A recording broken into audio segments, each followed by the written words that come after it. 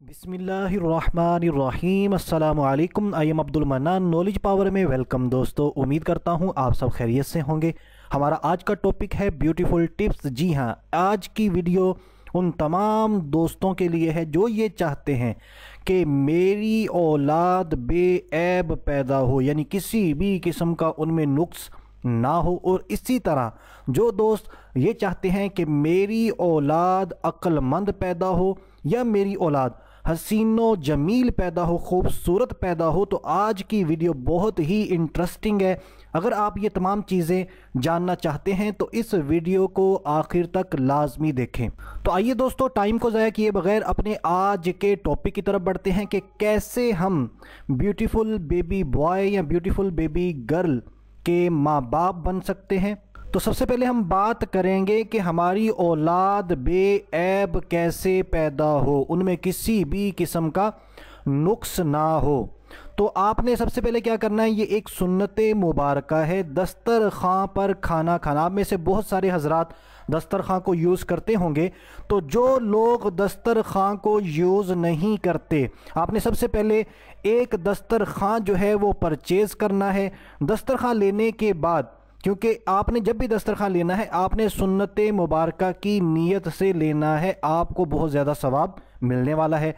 तो आपने आज ही ये दस्तरखान ख़रीदना है सवाब की नीयत से, सुन्नत की नीयत से कि मेरे प्यारे आका सल्लल्लाहु अलैहि वसल्लम की ये सुन्नत मुबारक है, इसीलिए आज के बाद मैं भी, मेरी फैमिली भी इसी सुन्नत मुबारक पर अमल करते हुए दस्तरखान पर खाना खाएगी। जब दस्तरखान आपके घर में आ जाता है, अब आपने उसी पर खाना खाना है। अगर आप चाहते हैं आपकी औलाद बेऐब पैदा हो, तो अब खाना खाने के दौरान जितने भी ज़र्रात खाने के दस्तरखां पर गिरें, भले आप चावल खा रहे हैं या कोई भी ऐसी चीज़ है, बसा औकात ऐसा सालन भी होता है कि उसके ज़र्रात भी दस्तरखां पर गिर जाते हैं, भले रोटी के ज़र्रात गिरें, किसी भी चीज़ के, खाने वाली चीज़ के किसी भी किस्म के ज़र्रात अगर दस्तरखां पर गिरते हैं, आपने उनको उठाकर खाना है। सिर्फ इतना सा काम करना है, भले लेडीज़ हैं या मर्द हैं, कोई भी है, औरत है या मर्द, दोनों में से कोई भी ये अमल कर सकता है। इंशाअल्लाह अज़्ज़ा वजल्ला इसकी बरकत से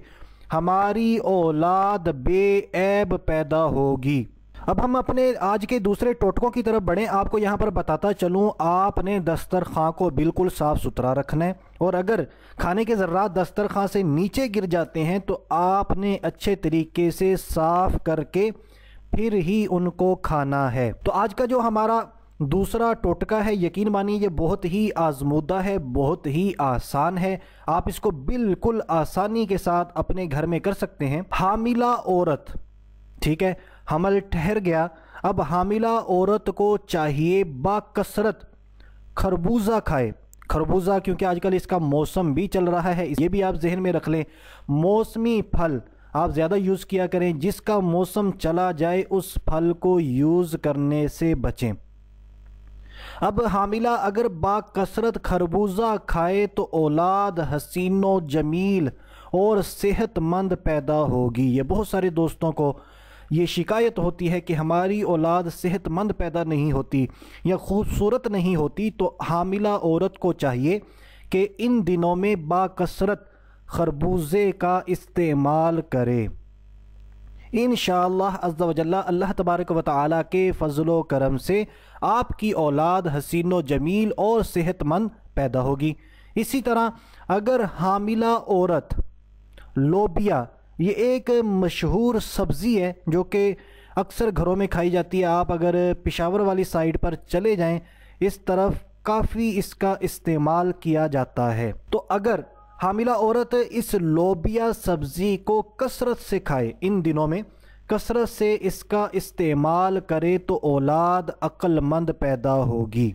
तो ये थे हमारे आज के बहुत ही आजमूदा घरेलू टोटके। बहुत सारे लोगों के ये आजमूदा हैं, तो मेरे इल्म में थे।